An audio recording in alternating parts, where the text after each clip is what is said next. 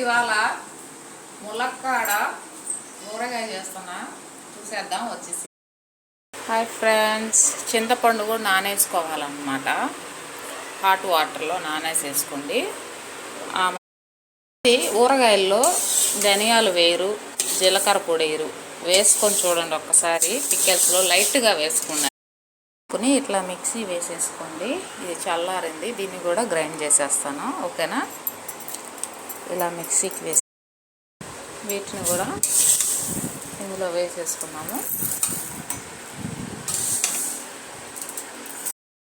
పట్టేసుకున్నాం అన్నమాట పౌడర్ని. ఓకేనా?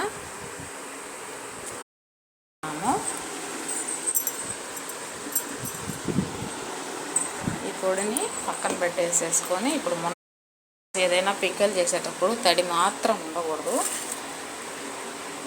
ఓకేనా? ఏ పచ్చడైనా కూడా 2 రోజులు పచ్చడి చేసేసుకొని తడపలాగా వేయించుకోబాకండి మరీ దగ్గరగా. ఓకేనా? ఒక రకంగా ఇది 2వ వాయట, ఇది 1st వాయ. ఇలా మెత్తగా ఉడికితే చాలన్నమాట. మరీ పొరలుగా ఊడేటట్టు వేయించుకోబాక. ఇలా టామరిండ్ని నానబెట్టుకున్న దాన్ని దీనిలో పోసేసుకుందాము. దీన్ని హీట్ చేశాను అన్నమాట. లాస్ట్ వాయి ఉంది, దీన్ని వేయించేసేసుకున్నాము. ఇందులో పసుపు ఉప్పు వేసేసుకోండి ఫ్రెండ్స్. నేను అది మీకు స్పూన్ ఆయిల్ వేసుకోండి ఫ్రెండ్స్. చూపించడం మర్చిపోయా, చెప్పడం మర్చిపోయా. నేను కూడా వేయలేదు ఉడికేటప్పుడు. వేయించేసాను ఫ్రెండ్స్. ములక్కాడలో నూనె ఇలా కాగుతూ ఉంది, దీన్ని ఆఫ్ చేసేసుకున్నాము. కూడా వేసేసుకోండి ఫ్రెండ్స్.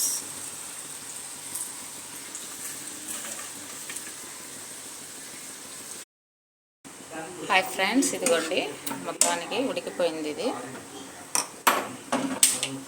కొద్దిగా లైట్ అయితే ఫ్యాన్ కింద తీసుకొచ్చి ఆరబెడతా ఉన్నాను ఫ్రెండ్స్ ఆరాలను.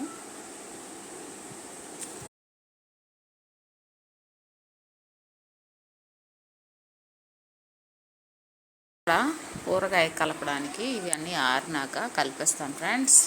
చింతపండు ఆరాలి, ములక్కాళ్ళ దగ్గరగా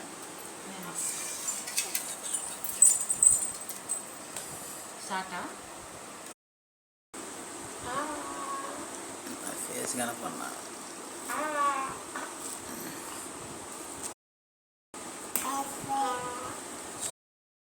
ఫ్రెండ్స్ ఆయిల్ కలిపేసుకుందాము.